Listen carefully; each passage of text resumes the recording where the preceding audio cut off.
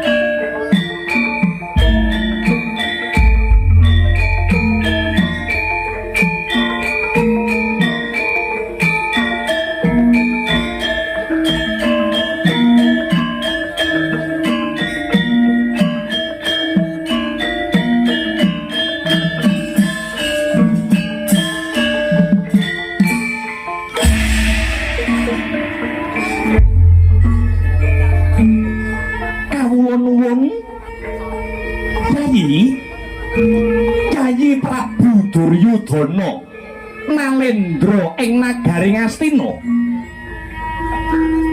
Yayi Prabu Duryudana woh ing kasukan dadu duk kepungkur satemah Pandhawa kedah anglampahi paukuman tilar kedaton. Tilar kedaton Ngendraprasta dene negaranipun Ngendraprasta sakmangke dados kukuban paduka Yayi Prabu Duryudana. Sumangga Yayi, kula aturi paduka Yayi Prabu Duryudana anetepi tembung bawa leksana menggaing petang sampun pundhak sampun rampung paukuman tumrap para Pandhawa anglampahi dados tiyang buangan bebasan papa riman Hangulandara. Pramila sampun satrepipun menawi utawi negari Ngamarta utawi negari Indraprasta kawansana dumateng ingkang rayi para Pandhawa Yayi. Koko Prabu. Koko Prabu Bathara Kresna nggih. Rampunge para Pandhawa. Pundhate para Pandhawa anglampahi paukuman dadi tiyang buangan. Duryudana ya melu nyekseni. Nanging kuwaturi menggalih. Panjenengan kuwaturi mikir. 13 tahun Indraprasta ditinggal karo para Pandhawa. Sapa sing ngopeni Indraprasta? Sinten sing ngreksa negara Ngamarta? Sinten sing ngupakara kang sarta sinten ingkang dados pengayomanipun? Sakmangke panjenengan tingali negara Indraprasta sampun sarwa sarwi sae ing samudayanipun. Negara Ngamarta saya maju. Nalikane negara Ngamarta utawi negari Indraprasta Duryudana sing ngayomi tambah maju tambah kuncara. Lah kok bareng negara Ngamarta wis tambah maju, negara Indraprasta tambah kuncara. Lah kok arep dijaluk karo para Pandhawa. Penak timen. Lho, Yayi Prabu Duryudana kudu eling.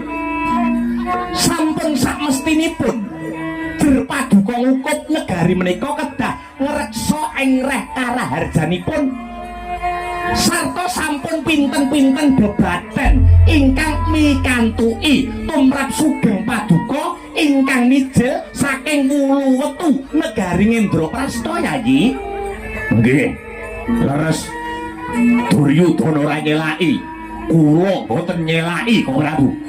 Lah menawi mekaten sampun nama bobot timbang paduka sampun marem paduka sampun tuwuk ngenyam kawibawan dene kadang para Pandhawa kanthi ikhlas ing manah anglampahi dadi tiyang buangan kamangka ing mangke lelampahan menika sampun paripurna.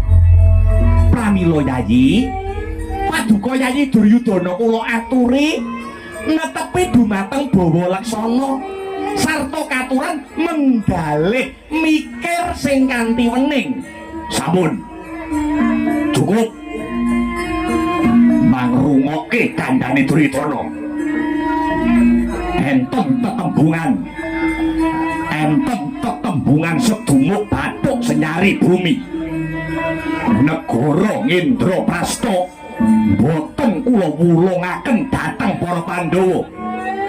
Yen sirahe Duryudana durung bosok kokok dirubung laler. Para Pandhawa kena jaluk baline Ngamarta.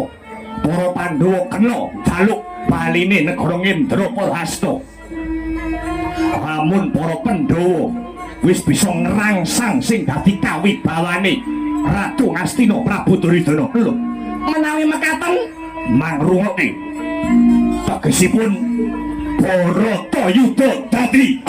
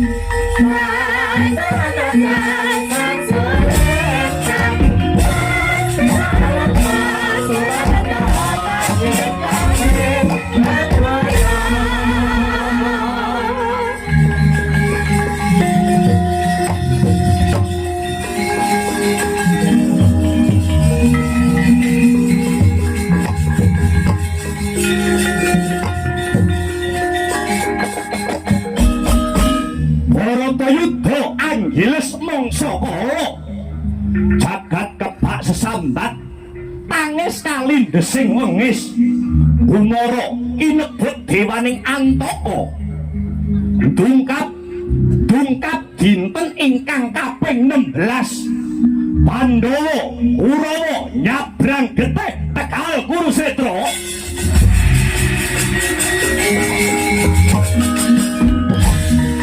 yo maju Yo. Ayo maju.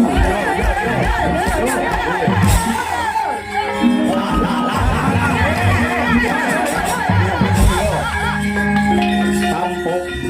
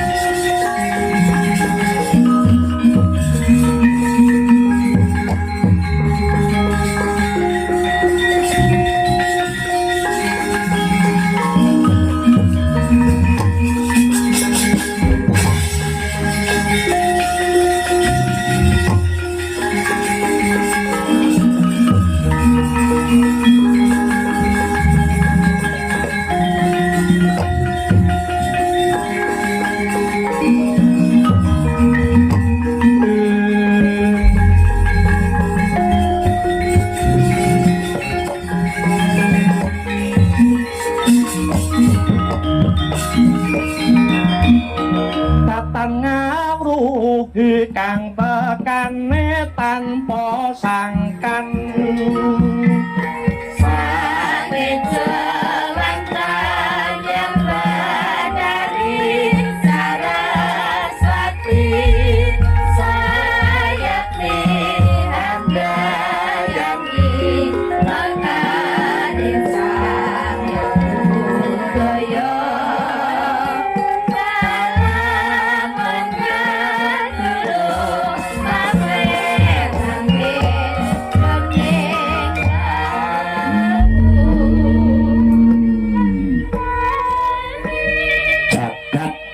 Dewa Bathara ya jagat pangestungkara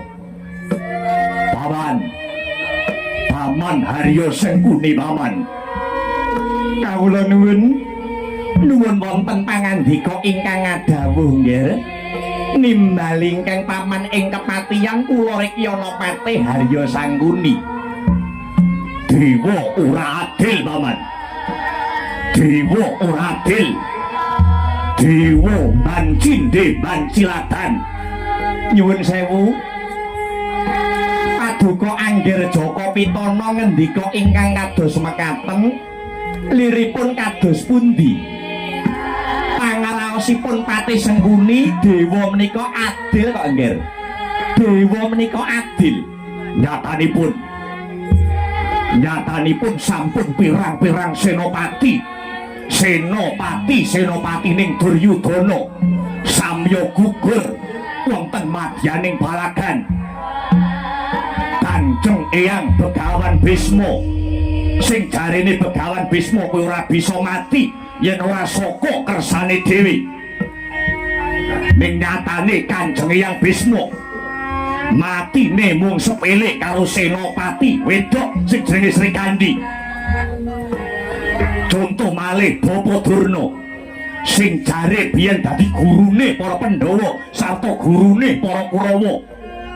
Pendhita ingkang limpat ing reh kanuragan, pandhita ingkang limpat ing reh kasantikan ing nyatane. Bapa Durna mati saka tangane Drestajumena, ditugel dase dienggo bal-balan setan alas.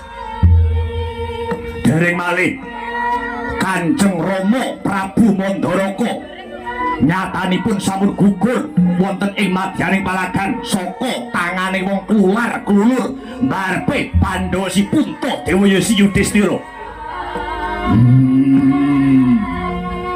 Kaya nganti kempekan akal Duryudana. Sing nomburi Kartomarma. Wonten jawuh tinimbalan Doko Prabu Amiji ingkang rayi kula pun Kartomarma. Mara coba rada majuwa sing gawe lungguhmu Kartomarma.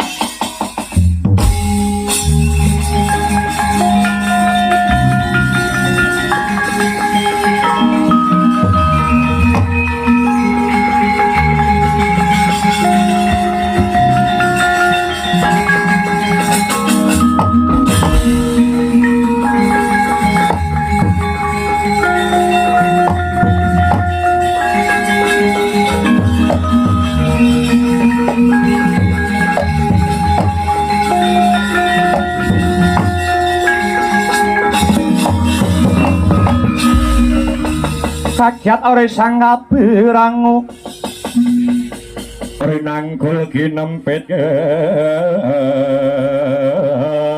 hampit do sang retnaning bawana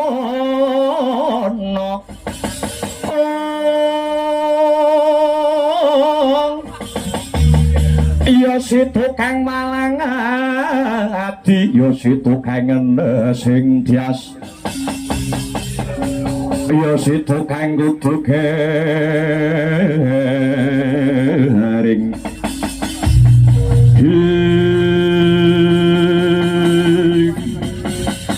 Kartomarma wonten timbalan ingkang adhawuh Kanjeng Koko Prabu Duryudana. Mara coba tak takoni wangsulana sing bener. Aja ndok tambahi, aja ndok kurangi. Waduh, paduka Kanjeng Koko Prabu badhe ndangu babakan menapa? Kartomarma, wiwit lakon Kresna Duta, Kakang Prabu Kresna dinuta marang negara Ngastina dadi dutane para Pandhawa. Nganti tekan dina iki perang Baratayuda Jaya Binangun wis kelakon. Baratayuda Jaya Binangun wis kelakon. Perang gegempuran ing antaraning Pandhawa kang sarta Kurawa kang mapan